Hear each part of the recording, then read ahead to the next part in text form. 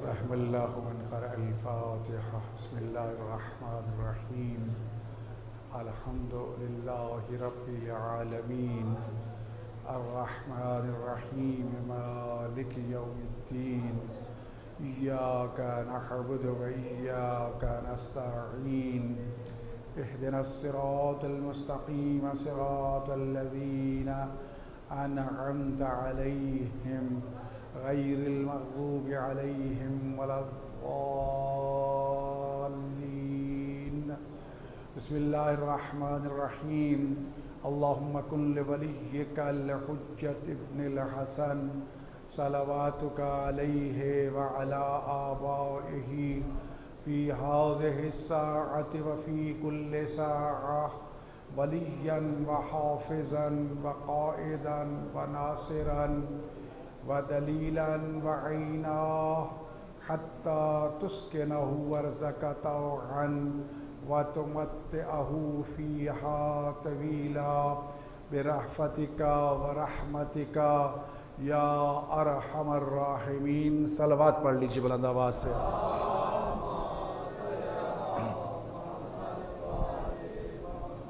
राय खुशनुदी ख़ानदान ज़हरा एक मरतबा फिर मिल के बुलंद आवाज़ से सलावात।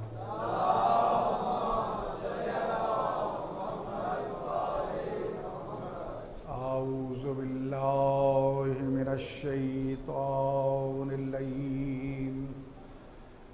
रजीम। बिस्मिल्लाहिर रहमानिर रहीम।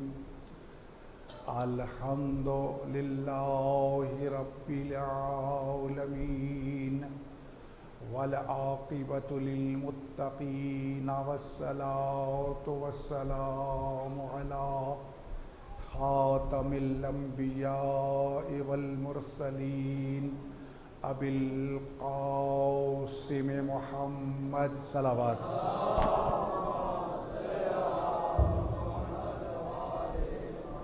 व अला आलिहि तय्यबीन अत्ताहिरीन अल मासूमीन अल्लज़ीना अज़हबल्लाहु अन्हुमुर रिज्सा व तहहरहुम तत्हीरा।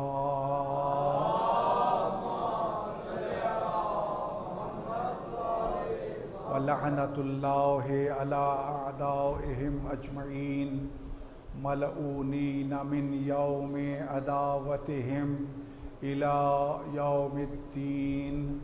अम्मा बअदु फ़क़द क़ालल्लाहु सुब्हानहु व तआला फ़ी कलामिहिल अअला। बिस्मिल्लाहिर रहमानिर रहीम। वलक़द कर्रमना बनी आदमा व हमलनाहुम फ़िल बर्रि वल बहरी व रज़क़नाहुम मिनत तय्यिबात। सलवात पढ़ लीजिए बुलंद आवाज़ से।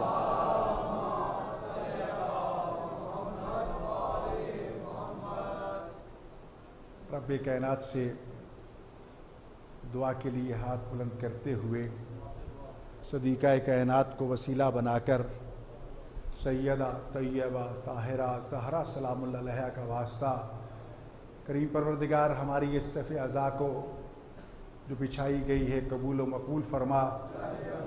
हाज़रीन की तौफ़ीक़ात खैर में इज़ाफ़ा फरमा। बानियान की तौफ़ीक़ात खैर में इज़ाफ़ा फरमा। ख़वातीनो हज़रात जो यहाँ हाज़िर हो रहे हैं मालिक कायनात उन सब के सगीरा कबीरा गुनाहों को माफ़ फरमा। तू अलीमुन बेज़ातिस सुदूर है। उनकी तमाम हाजात शरइया को पूरा फरमा। ऐ मालिकल मुल्क तुझे वास्ता अपनी इज़्ज़त व जलालत का उलमाए आलाम अराज इज़ाम का साया हम सब के सरों पर क़ायम व दायम फरमा। वली अम्र हुज्जत खुदा बक़ियतुल आज़म इमाम ज़मा अलैहिस्सलातु वस्सलाम के वजूद ज़ीजूद के सदक़े में वतन अज़ीज़ पाकिस्तान को और मुसलमानान जहान को हर किस्म की अर्ज़ी और समावी बलियात से महफूज फरमा। सदीक़ा कुबरा फिल आलमीन, मज़लूमा कायनात, मखदूमा कायनात, सैयदा तैयबा ताहिरा हज़रत ज़हरा सलामुल्लाह अलैहा की हम सबको शफ़ाअत नसीब फरमा और रोज़े क़यामत मोहम्मद व आले मोहम्मद की शफ़ाअत नसीब फरमा। मालिक कायनात हमारा ख़ात्मा बिल खैर फरमा और हमें तमाम मासूमीन की शफ़ाअत नसीब फरमा। रब्बना तक़ब्बल मिन्ना इन्नका अंतस समीउल अलीम बिहक़्क़ि मुहम्मदिन व अहले बैतिहि त्ताहिरीन। सलवात पढ़ लीजिए बुलंद आवाज़ से।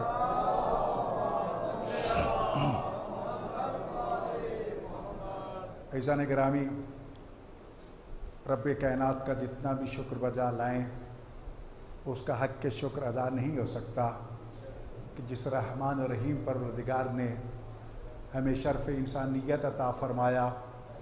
इंसान बनाने के बाद उसने हम पर एहसान ताम फरमाते हुए हमें ये एज़ाज़ अता फ़रमाया कि हमें अपने उस नबी का उम्मती बनाया जिसके सर अक़दस पर अपने तमाम अम्बिया की सरदारी का ताज सजाते हुए उसे सैयदुल अम्बिया, ख़ातमुल अम्बिया, रहमतुल लिल आलमीन बना कर भेजा।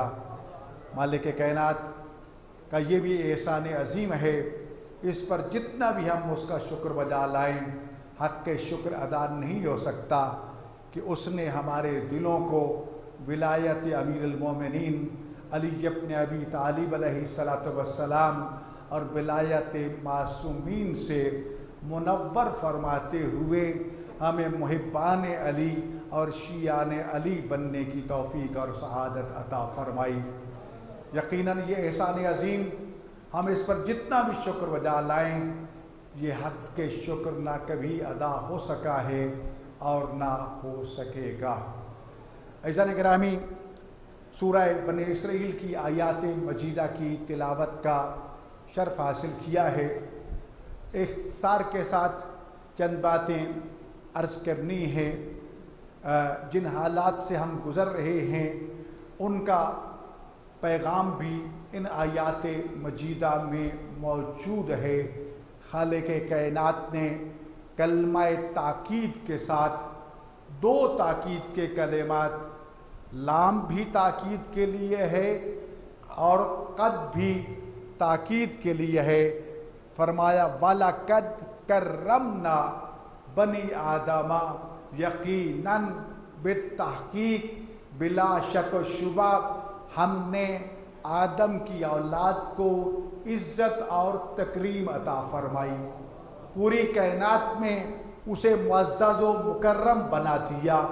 अल्लाह ने ये ताकीदी कलिमात कहकर इस बात को यकीन दिलाया कि ए मेरे बंदो, ए आदम के बेटो, यकीन कर लो कि मैंने अपनी मखलूक में तुम्हें सब पर लुत्फ़ व करम फरमाते हुए इज़्ज़त व तकरीम अता फरमाई है।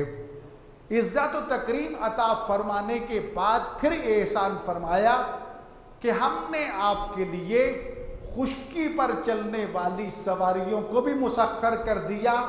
दरियाओं और समंदरों के सीनों को चीरते हुए मील हा मील सफ़र करने वाले बहरी जहाज़ों को भी आपके लिए मुसख्खर कर दिया। बल्कि अर्ज़ो समा की हर चीज़, पूरी कायनात को हमने इंसान के लिए मुसख्खर करके उसके ताबे कर दिया।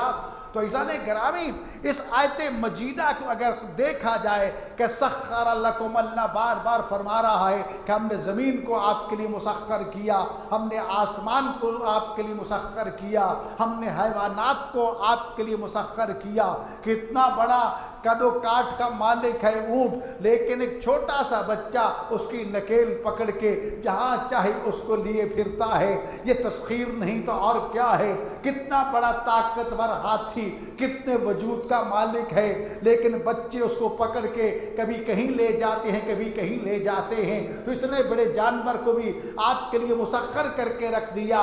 हैवानात की तरफ जाइए तो वो सारे के सारे मुसख्खर, जमादात की तरफ जाइए तो आपने पहाड़ों को तोड़ दिया, आपने सुरंगें खोद दी, आपने कानों से क्या कुछ निकाल दिया। आपके लिए ये ठोस पहाड़ भी मुसख्खर हो गए, दरियाओं को देखो, समंदरों को देखो, तो अल्लाह ने वो भी सब कुछ आपके लिए मुसख्खर कर दिया।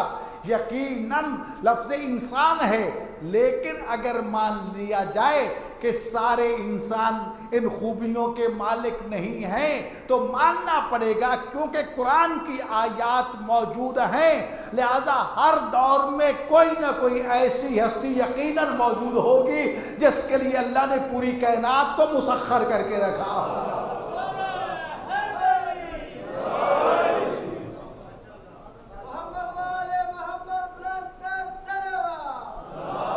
और कोई हो ना हो, यकीनन खातमुल मुरसलीन सल्लल्लाहु अलैहि वसल्लम के लिए तो पूरी कायनात को मुसख्खर कर दिया ना। दरख्तों को बुलाते हैं तो दौड़ते हुए आके अशहदु अन्नका रसूलुल्लाह की गवाही देते हैं। चांद को बुलाते हैं तो दो टुकड़े होकर आपकी नबुव्वत की गवाही देता है।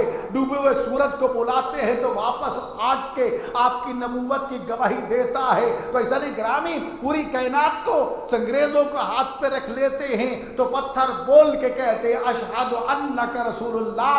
तो जिसके लिए पूरी कायनात को मुसख्खर किया गया, तो ऐसा नहीं ग्रामी जब कुरान की आयात मौजूद हैं तो कोई ना कोई मोहम्मद मौजूद होगा कि जिसके लिए आज भी कायनात मुसख्खर है। और जिस तरह फरमाया अव्वलुना मोहम्मद, औसतुना मोहम्मद, आखिरुना मोहम्मद, कुल्लुना मोहम्मद, हम सारे के सारे मोहम्मद हैं। तो आज भी एक मोहम्मद मौजूद है जिसके लिए पूरी कायनात मुसख्खर कर दी गई।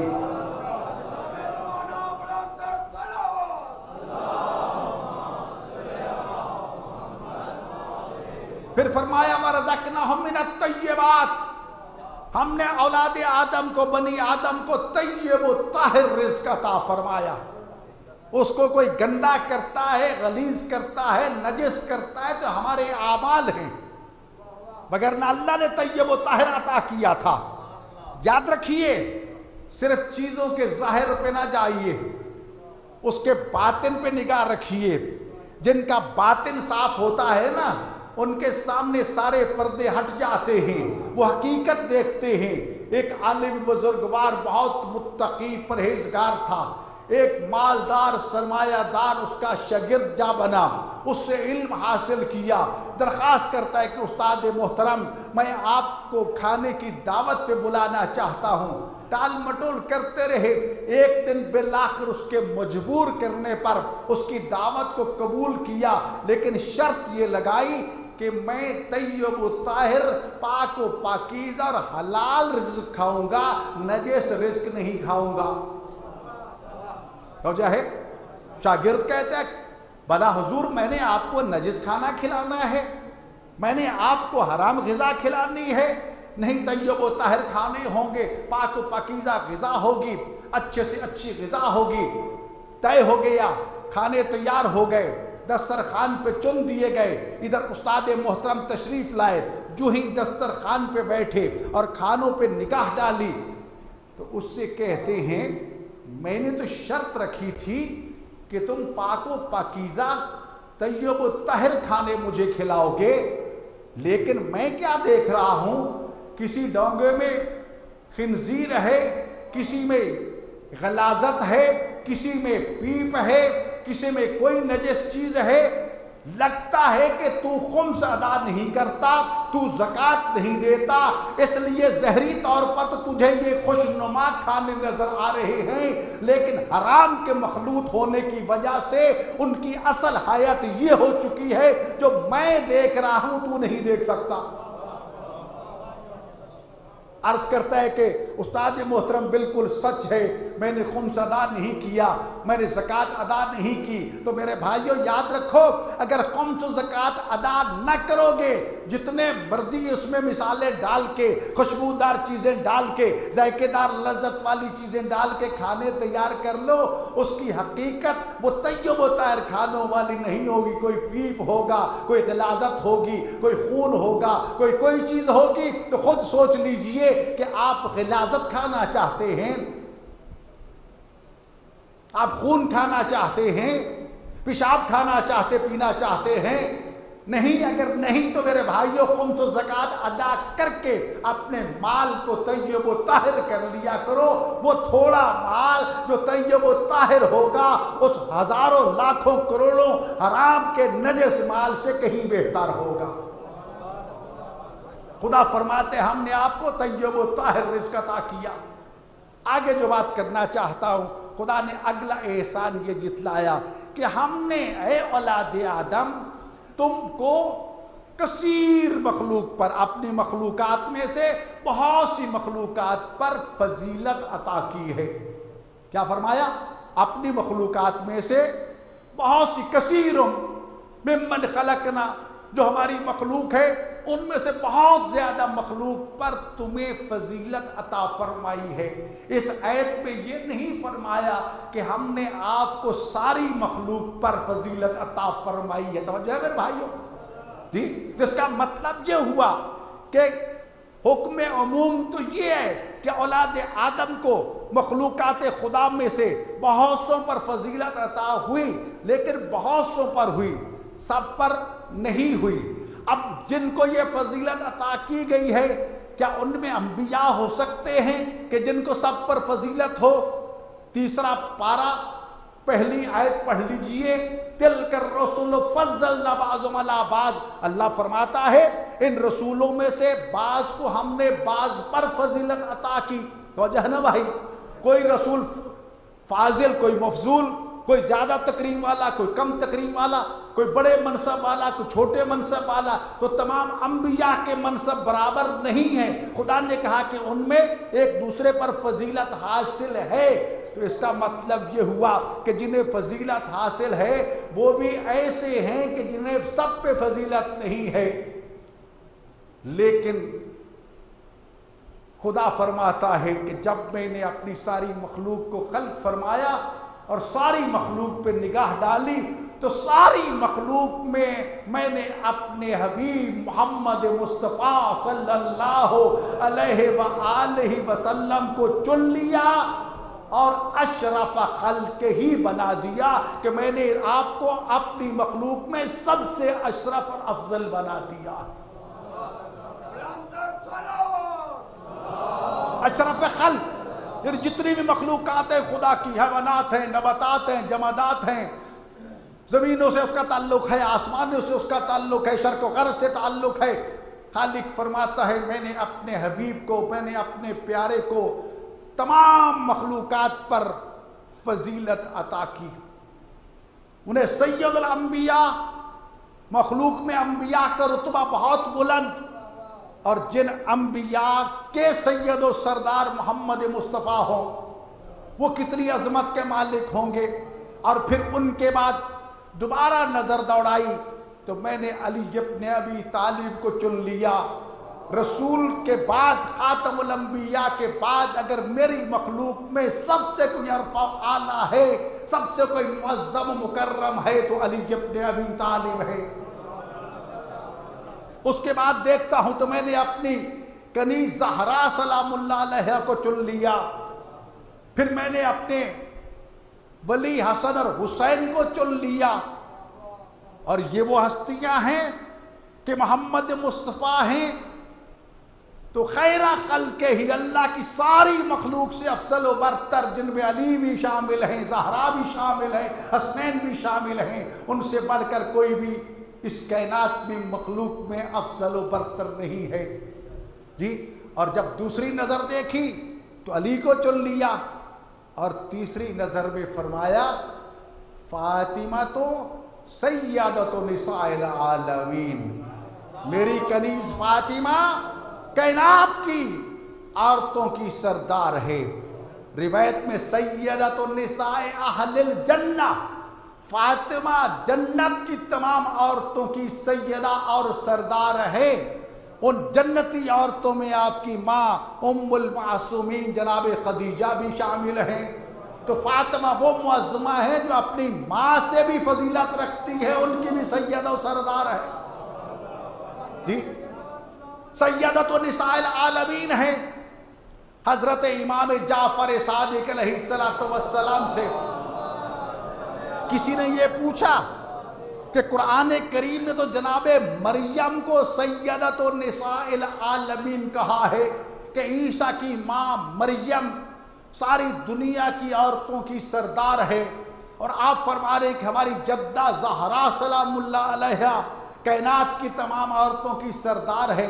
तो इसमें फ़र्क क्या है? तो इमाम ने फरमाया मरियम सिर्फ अपने ज़माने की औरतों की सैयदा और सरदार थी, हमारी जद्दा ज़हरा हव्वा से लेकर क़यामत तक आने वाली तमाम ख़वातीन के सैयद और सरदार।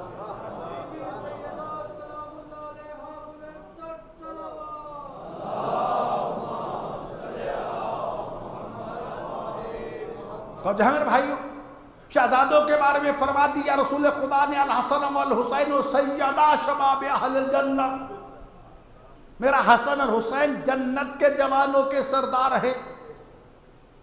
जो जन्नत के जवानों का सरदार हो कुछ छोटा मनसब है जी। जिस जन्नत में सलेमान हो, जिस जन्नत में अबू ज़र हो, जिस जन्नत में कंबर हो, जिस जन्नत में अंबिया हो जी, उन तमाम अहले जन्नत के सरदारों का नाम है हसन और हुसैन। तो कितनी अजमत के मालिक हुए। अभी हम सोच ही रहे थे कि हसन और हुसैन इतने अजीब कि तमाम अहले जन्नत के सरदार हैं। तो आगे रसूलुल्लाह का फरमान बढ़ के वजाहत करता है, वह अबू हुमा खैर मिनहुमा, वो मेरा कलमा पढ़ने वालों, हसन और हुसैन जन्नत के तमाम जवानों के सरदार हैं, लेकिन इनका बाबा और इनकी माँ इनसे भी अफजल उबरता रहे जी। जो उनसे अफजल उबरता रहे उनके बारे में वही अली फरमाते हैं ना, अब्दुम में नबीद मोहम्मद, ओ दुनिया वालों मैं मोहम्मद मुस्तफ़ा के गुलामों में से एक अदना गुलाम हूँ। तो जिस मुस्तफ़ा का अदना गुलाम अली होगा वो मुस्तफ़ा कितनी अजमत का मालिक होगा। और जिस आबिद को माबूद कहे, ए मेरे हबीब सारी रात खड़े हो के मेरी इबादत ना किया करो, आधी रात खड़े हो जाया करो, आधी रात से भी कम कर लो, तो खुद सोचो जिसे माबूद कहे कि इबादत कम कर लो वो मोहम्मद कितनी अजमत का मालिक होगा और वो अल्लाह कितनी शान का मालिक होगा।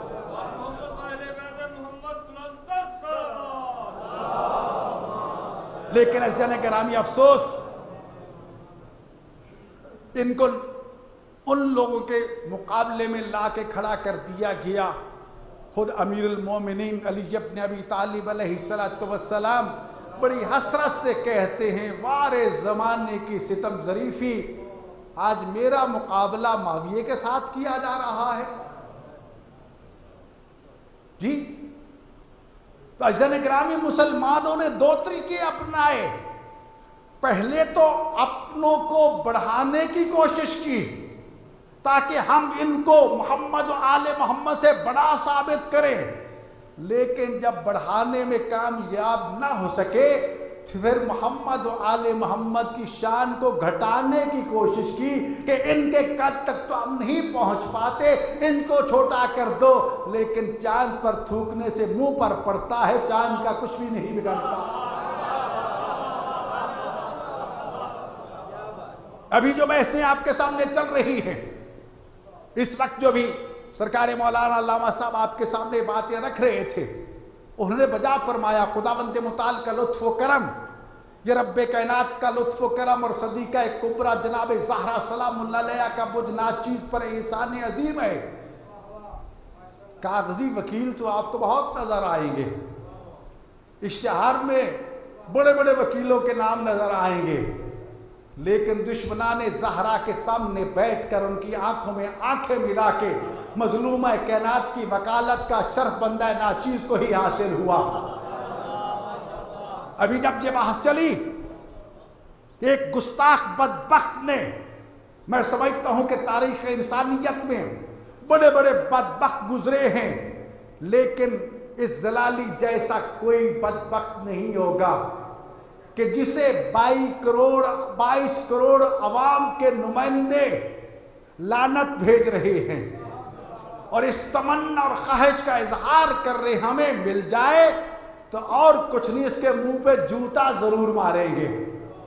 जिसके मसलक के लोग उसे अपने मसलक से निकाल बाहर करें, जिस पर हर लम्हा करोड़ों लानतें उसका पीछा कर रही हो, वो बदबख्त गुस्ताखी करता है उस मखदूमा कायनात की शान में, जिस रसूल खातम के लिए पूरी कायनात उठती हुई नजर आती है। और वो कायनात का रसूल जब उसके हुजूर उनकी बेटी फातिमा तशरीफ लाती हैं तो सर तबा खड़े हो जाते हैं, आगे बढ़ के अपनी बेटी की पेशानी पे बोसा दे के कहते हैं, फिदा के अबू के फातिमा तुझ पे तेरा बाबा कुर्बान हो।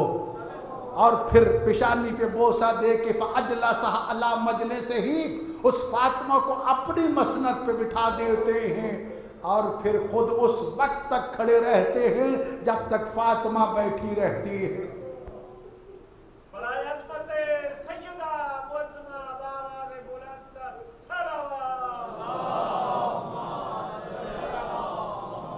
वैसा निगरानी ये साजिश इसलिए की गई कि मकाम ज़हरा तक तो हम पहुंच नहीं सकते, ज़हरा के मकाम को घटा दिया जाए। इधर रज़ी अल्लाह अलैहिस्सलाम की बहस शुरू कर दी। अभी आपने कई हवाले सुने, लेकिन कितने मुतर्जमीन ने खियानत की। इसी बुखारी का अरबी मतन इमाम बुखारी अलैहिस्सलाम लिख रहे हैं और नीचे मुतर्जम खयानत करते हुए बददियांती का मुज़ाहरा करते हुए रज़ी अल्लाह तर्जमा कर रहा है।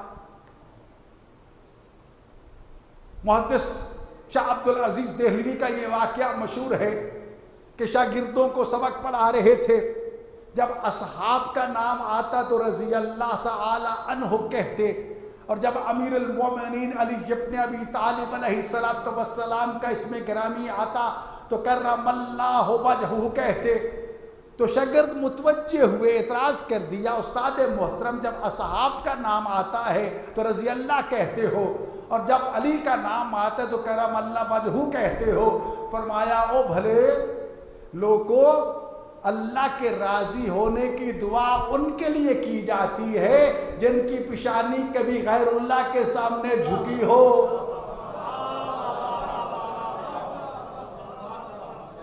और जिनका चेहरा कभी गैरुल्लाह के सामने झुका ही ना हो, जो काबा में आया हो, जिसने रसूलुल्लाह के पीछे सबसे पहली नमाजें पढ़ी हो, जिसकी पेशानी सिवाय खुदाए वहदहु ला शरीक के किसी के सामने ना झुकी हो, उसको रज़ी अल्लाह नहीं करमल्लाहु वजहहु कहते हैं। ये वो चेहरा जिसपे अल्लाह का लुत्फ़ व करम है।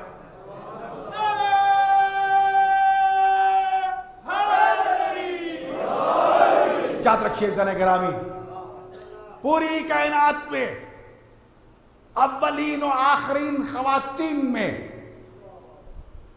अगर कोई सदीक़तुल कुबरा है तो सिर्फ जनाब ज़हरा सलामुल्लाह अलैहा।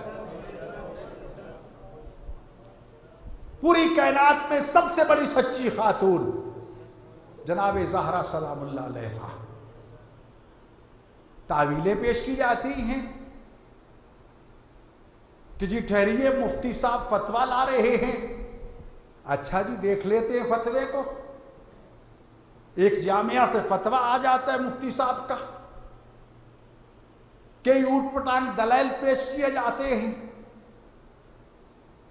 और फिर यह साबित करने की कोशिश की जाती है कि अगर कोई मासूम है तो सिर्फ अंबिया हैं। और जनाब ज़हरा ने कुरानी आयात की रोशनी में अपने हक का मुतालबा किया था। बात समझ आ रही है? कुरान की आयतों की रोशनी में अपने हक का मुतालबा किया था, क्योंकि कुरान की आयात मीरास वाज़े तौर पर बता रही हैं कि मरने वाले की औलाद उसकी वारिस होती है। जी, वहां ये नहीं लिखा कि मरने वाला कौन है कौन नहीं, जो भी मरेगा उसकी औलाद उसकी वारिस बनेगी। चंद मवाने हैं कि जो मीरास से महरूम कर देते हैं। अगर कोई बदबख्त अपने वालिद को कत्ल कर देता है तो वो उसका वारिस नहीं बनेगा।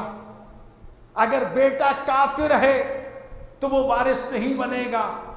लेकिन हर मुसलमान का मुसलमान बेटा बेटी उसके वारिस हैं।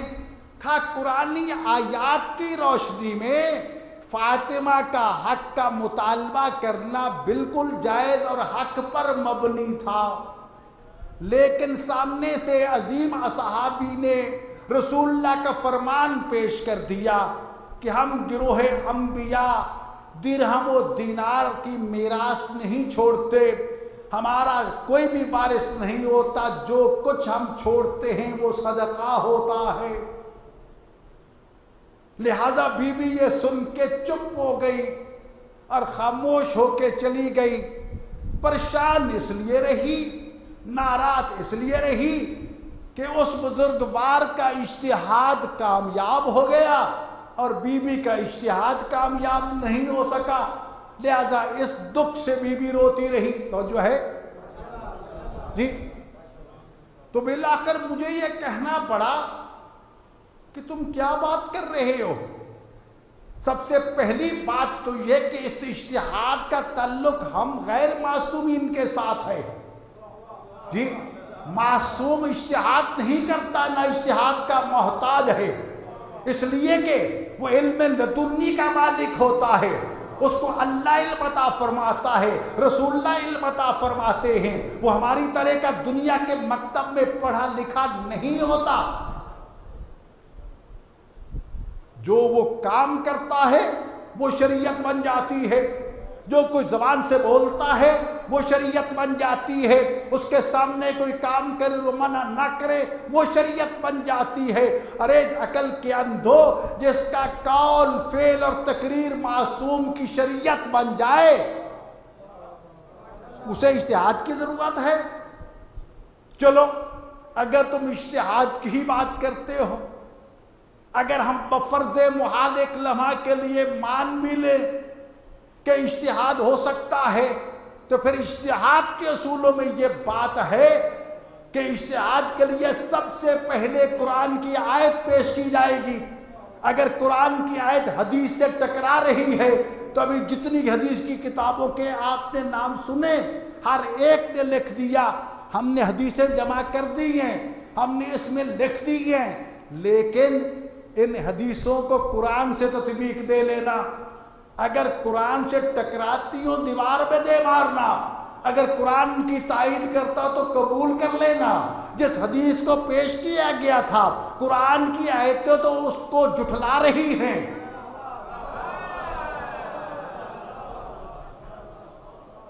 वो हदीस कुछ कहती है, कुरान कुछ कहता है। इन मुहद्दिसीन के कौल और हुक्म के मुताबिक तो उस हदीस को दीवार पर दे मारना चाहिए, क्योंकि इज्तिहाद का असूल ये है कि सबसे पहले कुरान को पेश किया जाए। अगर कुरान से हुक्म न मिले तो फिर हदीस की तरफ जाओ। फिर लिहाजा इज्तिहाद का असूल भी यहाँ जारी नहीं हो सकता। और फिर वो मखदूमा कायनात उनको कहती हो कि वो बाबा की हदीस सुन के चली गई, और अंबिया जो कुछ छोड़ते हैं वो सदका होता है। इस बेगैरत ने तो यहां तक गुस्ताखी कर डाली कि हजरत अबू बकर ने जनाब ज़हरा को सदका यानी हराम माल खाने से बचा लिया। वो बेगैरत इंसान, तू हलाल और हराम बताएगा मोहम्मद और आले मोहम्मद को?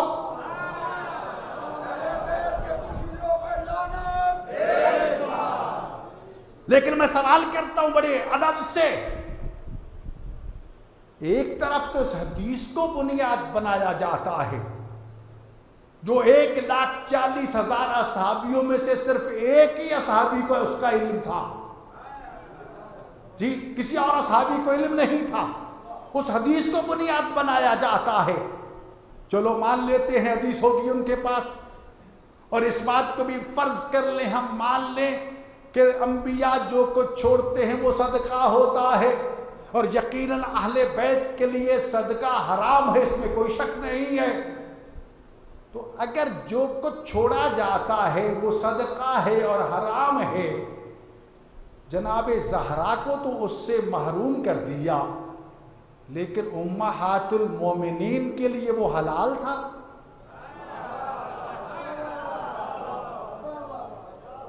वो तो मीरास मुस्तफ़ा की वारिस बन गई कि ये हुजरा फलां माँ का है, ये हुजरा फलां माँ का है, ये हुजरा फलां माँ का है। अरे जो हुजरे, जो कमरे रसूलुल्लाह छोड़ के गए थे बतौर मीरास के, अज़वाज रसूल को वो तो मिल गए, अगर महरूम कर दिया गया तो सिर्फ रसूल की बेटी फातिमा को। ये दोहरे में यार याद रखिए ज़न गिरामी, सैयदा खामोश होकर नहीं चली गई। इसी में जब मैंने पूरे मुत्तहिदा उलमा बोर्ड के उलमा के सामने जब ये बात रखी कि ये गलत कहते हो, तो बीवी चुप करके चली गई। नहीं, बीवी ने एक बड़ा लंबा चौड़ा मुफस्सल खुतबा दिया था, जो खुतबा फदकिया के तौर पर है, जो मैंने खुद अपनी किताबों में 50 हवालों के साथ नकल किया है। तुम क्या कहते हो कि बीवी चुप करके चली गई थी? नहीं, हक नहीं दिया, ये अलग बात है। और अगर यह मान लिया जाए कि हजरत अबू बकर ने इसलिए ये हक उनसे ले लिया था क्योंकि पहले ज़हरा के कारिंदे बाग़े फदक में काम करते थे, उनको हटा के हुकूमती कारिंदे वहाँ नामजद कर दिए गए, तो क्या और भी बनी हाशिम इसके वारिस थे ताकि उनके दरमियान झगड़ा ना हो जाए। चलो वह फ़र्ज़ महल मान लेते हैं, लेकिन तीसरी खिलाफत में आके क्या हो जाता है कि हजरत उस्मान को सारा फदक मरवान के हवाले कर देता है।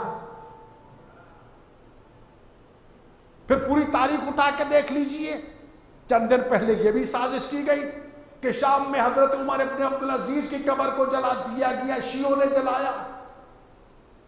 एक शिया सुन्नी फसाद करने की साजिश थी। लेकिन जब रद्द अमल ये आया कि शिया तो उमर इब्न अब्दुल अजीज को सलाम करते हैं, उसकी इज्जत करते हैं, और इज्जत करने की वजह क्या है? एक वजह तो यह है कि उसने फदक औलाद फातिमा को वापस लौटा दिया था, ठीक। और दूसरी वजह यह थी कि जो अमीर शाम की तरफ से अली इब्न अबी तालिब को मेहराब व मिंबर से सब कुछ खत्म किया जाता था, गालियां दी जाती थी, उनको खत्म कर दिया था, बंद कर दिया था, इसलिए शिया उसका एहतराम करते हैं। लेकिन ये दोनों चीजें इस हकीकत को वाज़ेह करती हैं कि फदक उनकी मिल्कियत था तब वापस किया गया, और गालियां दी जाती थी तो मना किया गया। जी, अगर ना होती तो फिर मना कौन करता? तो ये देख के खुद हमारे के सुन्नी दोस्त कहने लगे, यार हमने तो बहुत बड़ा प्लान किया था, लेकिन हमें क्या पता था कि शियों का, देखो भाइयों, हमारी मोहब्बत का मेयार भी मोहब्बत मोहम्मद व आले मोहम्मद है, हमारी दुश्मनी का मेयार भी दुश्मनी मोहम्मद व आले मोहम्मद। हम ये देखते हैं कि सामने जो बैठा है इसके दिल में मोहम्मद आले मोहम्मद की मोहब्बत है, वो काला है, वो गोरा है, वो अमीर है, वो गरीब है, किसी कौम से ताल्लुक रखता है, हमारे लिए वो सरदार है। लेकिन अगर दिल में बुग़्ज़ से मोहम्मद व आले मोहम्मद है, बहुत बड़ा सरदार होगा, लेकिन हमारी नज़र में टके की कीमत नहीं उसकी। इसलिए कि मेयार मोहब्बत मोहम्मद व आले मोहम्मद अल्लाह की मोहब्बत, अल्लाह के लिए, बुग़्ज़ मोहम्मद व आले मोहम्मद अल्लाह और आले मोहम्मद की रज़ा के लिए। तो ऐसा निगरानी याद रखिए, अभी तक ये मामला उसके बाद जवाब नहीं था, मामला लटक गया, अभी तक चल रहा है, सबूत नहीं है किसी के पास, लाओ हवाले। अभी कल वज़ीर आला की मीटिंग थी, फिर ये शरारत बिल शुरू कर दिया गया, तहफ़्फ़ुज़े बुनियाद इस्लाम। भाई पहले ये तो बताओ कि बुनियाद इस्लाम है क्या जिसका तुम तहफ़्फ़ुज़ करना चाहते हो? जी, वो बुनियाद है क्या, और तुम कौन होते उस बुनियाद की हिफाजत करने वाले? अगर हम अपने आइम्मा की ज़बान से बयान करेंगे तो कहोगे शियों के इमाम ने कहा है, लेकिन अगर शाह अजमेर से पूछा जाए, वो तो ये कहता है दीन अस्त हुसैन, दीन पना अस्त हुसैन, हक्का के बिना ला अस्त हुसैन, इस ला इलाहा की बुनियाद इमाम हुसैन है। क्या तुम इमाम हुसैन का दिफा करोगे? क्या तुम इमाम हुसैन की हिफाजत करोगे, जिस हुसैन ने कुर्बानी देकर पूरे दीन की क़यामत तक के लिए हिफाजत दे दी है? भला तुम उसके कौन हो तो हिफाजत का दावा करने वाले?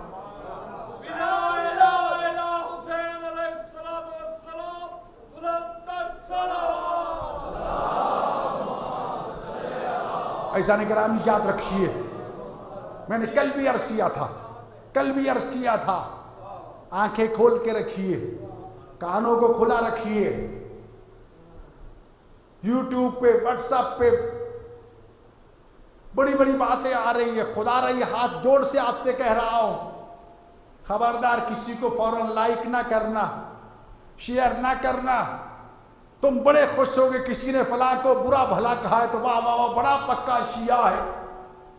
नहीं, वो पक्का शिया नहीं, पक्के शियों का दुश्मन है, पक्के शियों का वो कातिल है। वो चाहता है कि तुम उसको लाइक करो और शेयर करो।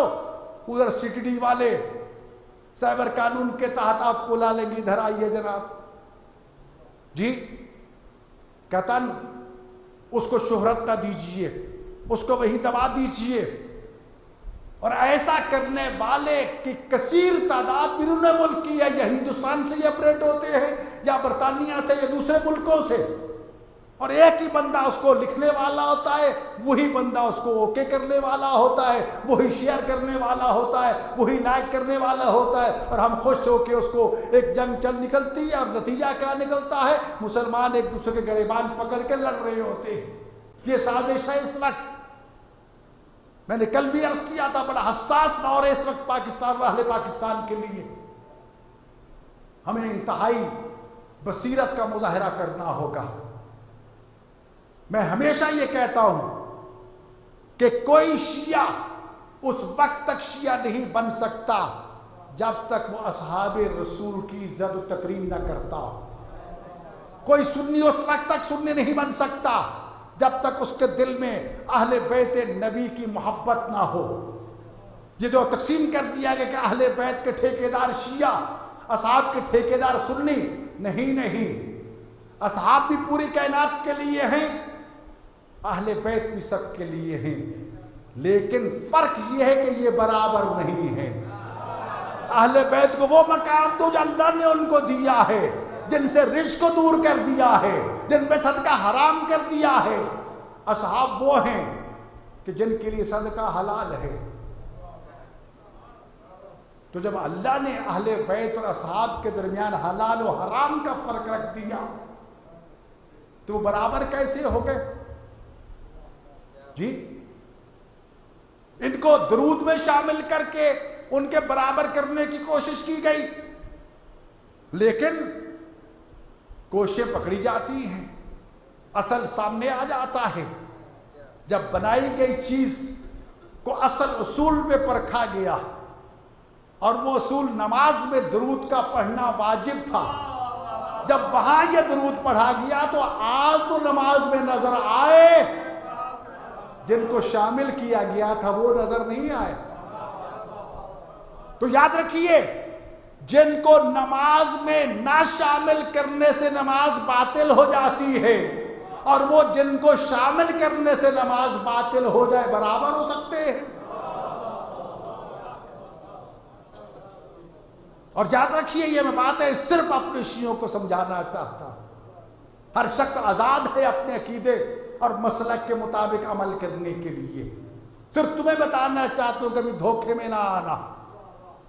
हर एक को अपना अकीदा मुबारक हो, अपना नजरिया मुबारक हो। अपनी कब्र में उसने जाना है, हिसाब व किताब देना है। अपनी कब्र में मैंने जाना है, हिसाब व किताब देना है। इसलिए हमें किसी पे कोई एतराज नहीं। अगर कोई अहले बैत को मानता है तो अपने लिए, नहीं मानता तो अपने लिए। अहले बैत मोहताज नहीं है कि उनको जरूर मानोगे तो तब अहले बैत रहेंगे। नहीं, अहले बैत तो वो हैं कि जिनके तज़किरे के बगैर नमाज कबूल नहीं जी। और कल आपने इमाम जाफर सादिक अलैहिस्सलाम का ये फरमान सुना था, इन कुबिल मा सिवाहा व रुद्दत मा सिवाहा। अगर रोजे क़यामत नमाज कबूल हो गई, बाकी अमल भी कबूल हो जाएंगे, और अगर नमाज रद्द कर दी गई, बाकी अमल भी रद्द कर दिए जाएंगे जी। और नमाज में जब तक मोहम्मद आले मोहम्मद पर दरूद ना पढ़ा जाए, नमाज कबूल नहीं होती। दरूद भी वो दरूद के जिसमें सिर्फ आल का जिक्र हो। तो लिजा ये फर्क वाज़ेह है। तो इस वक्त ये बहसें भी जारी हैं। मैं समझता हूँ कि ये तहफ़्फ़ुज़ इस्लाम के नाम से जो बिल पेश किया गया है, सबसे पहले मैंने उसकी मुखालफत की, तहरीरी तौर पर हुकूमत को आगाह किया कि हम इसको नहीं मानते, ये एक साजिश बिल है। रात के 1:30 बजे होम सेक्रेटरी और मुख्तलिफ एजेंसियों के इदारों के मुझे फ़ोन आए कि सर हमने आपकी बात को मान लिया है, अपने साथियों को मुतमईन कीजिए। कल भी ये बात हुई कि जब तक तमाम मसाले के उलमा इस पर इत्तफाक नहीं कर लेते उस वक्त तक इसको नाफिज नहीं किया जाएगा। हमने कहा हमें कोई एतराज़ नहीं। तो मेरे भाइयों, आपकी दुआओं का मोहताज हूँ। उस मैदान में जाके आज भी सारा दिन वो खुतबा जिन पे पाबंदी आयद कर दी गई, उनसे पाबंदी ख़त्म कराने में सारा दिन लगा रहा। मेरे भाइयों, हमें बहुत से मसाइल से गुजरना है। कोरोना वायरस के हवाले से जो आपको बार बार ताकीद की जा रही है, खुदा उसका भी ख्याल रखिए, इसमें हमारा फ़ायदा है। वगरना दुश्मन उसी तरह आपको जलील करेगा जिस तरह ज़ायरीन के हवाले से। कोरोना वायरस आया कहाँ से था, निशाना किसको बना दिया गया? ज़ायरीन को। जी, सारी दुनिया में कोरोना फैल गया। अगर खुदा न खास्ता 2-4 मरीज ज्यादा सामने आ गए तो कहेंगे शियों की मजालिस से फैला। नहीं, पूरी एहतियात कीजिए। जान अपनी बचाना भी वाजिब है, दूसरों की बचाना भी वाजिब है। लेकिन याद रखिए, दीन जो है उसकी हिफाजत सिर्फ करबला वाले करके गए। जी, अगर आज नमाज हमारे पास है तो करबला वालों की वजह से। आज अज़ाने हैं अशहदु अन्ना मुहम्मद रसूलुल्लाह की गवाहियाँ बुलंद हो रही हैं तो करबला वालों की वजह से। मशहूर वाक़या है आयतुल्लाह सब्ज़वारी का कि जब वो मुसल्ला इबादत पे किबला रुख खड़े हो जाते और नमाज के लिए तकबीरतुल एहराम कहना चाहते तो पहले करबला का रुख करते, अस्सलामु अलैका या अबा अब्दुल्लाह हुसैन, ऐ हुसैन गरीब आप पे मेरा सलाम हो। सलाम करने के बाद कहते वाजिब कुर्बतन अल्लाह, अल्लाह अकबर। पूछा ऐसे क्यों करते हो? कहा ये जो नमाज मुझे पढ़ना नसीब हुई है ना, अगर हुसैन कुर्बानी ना देते मुझे ये नमाज ना मिलती। मैं हुसैन का शुक्रिया अदा करता हूं। ऐज़ान करामी, आज 2 मुहर्रम है। 28 रजब को हुसैन ने मदीना छोड़ा था। उस काफिले में आने वाले मर्दों, औरतों, बच्चों, बच्चियों की तादाद आप सुन चुके। जब ये काफिला तैयार हो गया कि किसने जाना है, शरीकतुल हुसैन ज़ैनब भाई के सामने बैठकर एक एक चीज़ को देख रही है। जब हुसैन ने फहरिस्तें मुकम्मल कर ली और उसमें ज़ैनब का नाम नज़र ना आया तो ज़ैनब तड़प के कहती, भैया क्या मैं तुम्हारे साथ नहीं जाऊंगी? ज़ैनब, मैं मुहाफ़िज़ शरीयत हूँ, जब तक तेरा शौहर तुम्हें इजाज़त नहीं देगा ना, मैं तुम्हें साथ नहीं ले जा सकता। शौहर कौन था? जाफ़र तैयार का बेटा अब्दुल्ला, जिसे जवादुल अरब कहा जाता है कि अरब का सबसे सखी सरदार। मौला अली ने जब अपनी बेटी ज़ैनब की शादी करना चाही थी तो ये शर्त रखी थी, बेटा अब्दुल्ला, मैं इस शर्त पे अपनी ज़ैनब को तेरे निकाह में दे रहा हूँ, तुम ज़ैनब को हुसैन के घर जाने से नहीं रोकोगे, तुम हुसैन को ज़ैनब के घर आने से नहीं रोकोगे। अगर कभी हुसैन मदीना छोड़ के जाना चाहे और ज़ैनब साथ जाना चाहे तो ज़ैनब को मना नहीं करना, ज़ैनब को जाने देना है। चचा, जो आपका हुक्म है मुझे कबूल है। जब ज़ैनब ने देखा ना कि मेरा नाम नहीं है, कहा भैया बस इतनी देर इंतज़ार कर लो, मैं अपने चचा जाए से जाके इजाज़त मांगती हूँ, अगर इजाज़त मिल गई तो मुझे साथ ले जाना, अगर इजाज़त ना मिली ना तो मैं तेरे बगैर जिंदा नहीं रहूँगी, मेरा जनाजा पढ़ के जाना। इजाज़त मिल गई, बैठ गई पर्दादार माहौल में बतूल की बेटियाँ। अब्बास ने ज़ैनब को किस इज्जत और तकरीम के साथ महमल पे सवार किया था। ज़ैनब पूरे सफ़र करबला में अब्बास के उस तकरीम और एहतराम को नहीं भूली थी। और जब 12-11 मुहर्रम को ज़ैनब को बेपलान ऊँटों पे जालिम सवार कराने लगे थे ना, तो उस वक्त फिर मदीना याद आ गया था ज़ैनब को। मक्तल की तरफ मुंह करके कहा था, अब्बास कहाँ हो, आओ अपनी बहन को महमल पे सवार कराओ। अजरुकुम अल्लाह। गरीब करबला का काफिला तैयार हो रहा है, पर्दादारों का काफिला चल पड़ा। आप सुन रहे थे कि इतनी चादरें साथ थीं, इतनी कीमती चीजें साथ थीं। कोई गरीब हुसैन नहीं था, अमीरुल मोमिनीन का बेटा था, सखील अस्किया का बेटा था। 70 ऊंटों पर तो अशरफियां लदी हुई थी। पूछा, इतना माल हुसैन क्यों लेके जा रहे थे?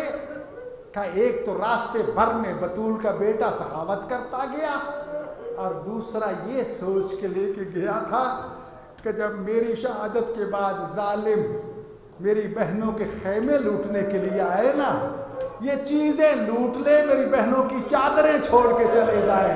लेकिन हाय, जालिमों ने वो माल भी लूट लिया और बतूल ज़ादियों की चादरें इस तरह लूटी कि ज़ैनब कहती है, जब हमारे सर सिर हाथों से खून बहने लगा ना, जालिमों ने नेज़े मार मार के हमारे हाथों और सरों को जब जख्मी कर दिया, तब हमसे चादरें छूटी थी। ऐसा निगरानी रिवायत में है, काफिला जब चला, ज़ैनब की निगाहें हुसैन पर हैं, हुसैन की निगाहें ज़ैनब पर हैं। मदीना से मक्का तक ज़ैनब हुसैन को देखती गई, हुसैन ज़ैनब को देखते गए। कई माह मक्का में कायम किया। 8 ज़िलहज्जा को मक्का से हज के एहराम खोल के बतूल अली के बेटे और बेटियां हज को उम्रा में तब्दील करके मक्का को छोड़ के करबला की तरफ चलते हैं। करबला तक ज़ैनब हुसैन को देखती रही, हुसैन ज़ैनब को देखते रहे। आज 2 तारीख को करबला में ये काफिला पहुंचा, मर्जी से नहीं पहुंचा, मजबूर करके लाया किया। जब इस करबला में पहुंचे ना हुसैन, हुसैन के घोड़ों ने चलने से इनकार कर दिया। एक घोड़ा बदला, दूसरा बदला, तीसरा बदला। जब कई घोड़े बदले ना और घोड़ों ने चलने से इनकार कर दिया, फिर वहाँ के बासियों को, जो बनी असद कबीला था, उनके मर्दों को बुला के पूछा, मुझे बताओ इस ज़मीन का नाम क्या है? मौला, इसको गाजरिया कहते हैं। था कोई और नाम? नैनवा कहते हैं। कोई और नाम? शत्तुल फुरात कहते हैं। कोई और नाम? बताते गए, कहा कोई और नाम। आखिर में कहती है, फरजंदे ज़हरा, इस ज़मीन को करबो बला कहते हैं।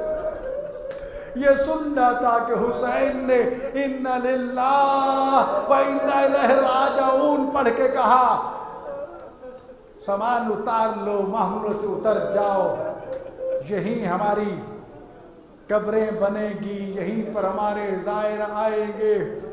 अज़ादर उसके बाद कबीला बनी असद के लोगों को बुला के कहा, मैं फरजंदे ज़हरा हूँ, मैं अली व बतूल का बेटा हूँ, मोहम्मद मुस्तफ़ा का नवासा हूँ, मैं तुमसे ये ज़मीन करबला खरीदना चाहता हूँ। बनी असद के लोग हाथ बांध के कहते,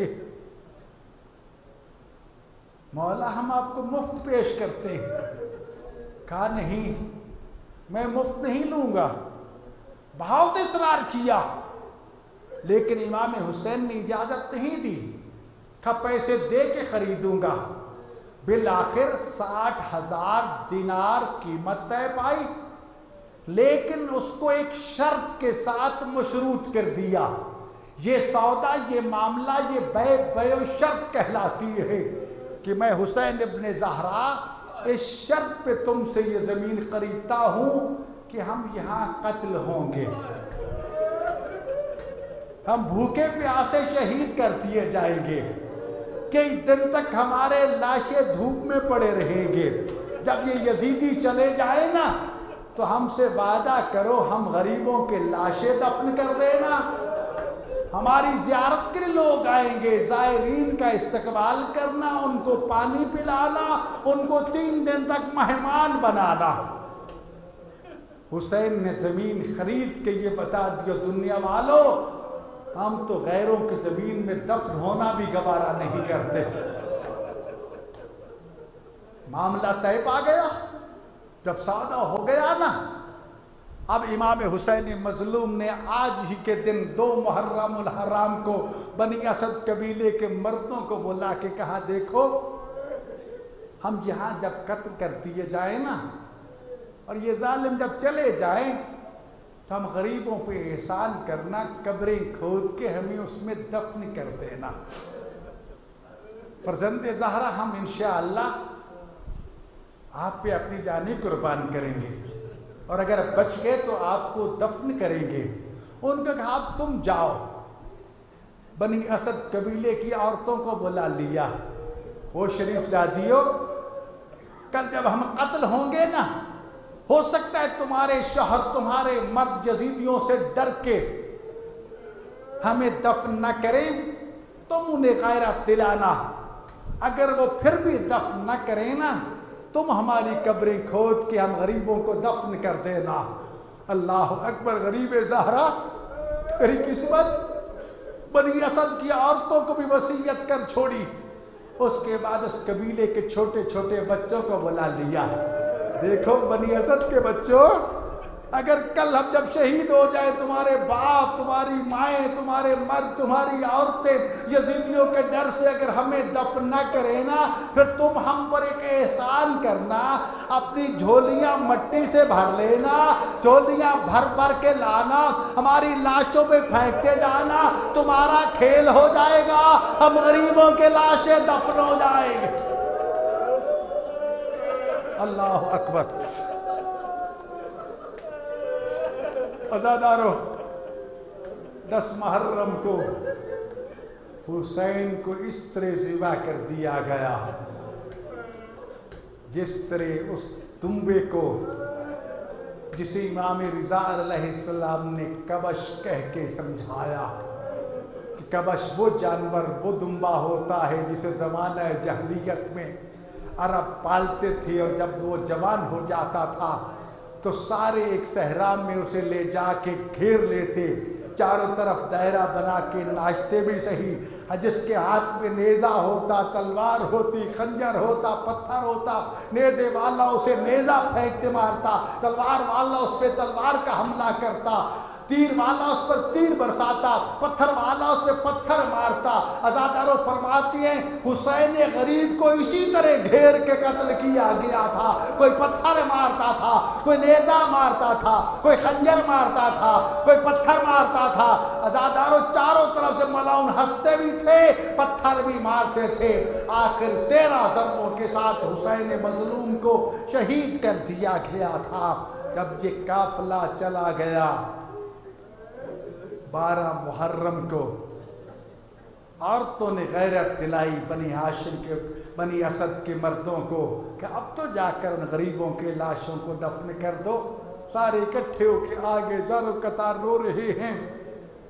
लाशें पहचाने नहीं जा रहे, लाशें तो सरों से पहचाने जाते हैं, सर तो किसी लाश के साथ था ही नहीं।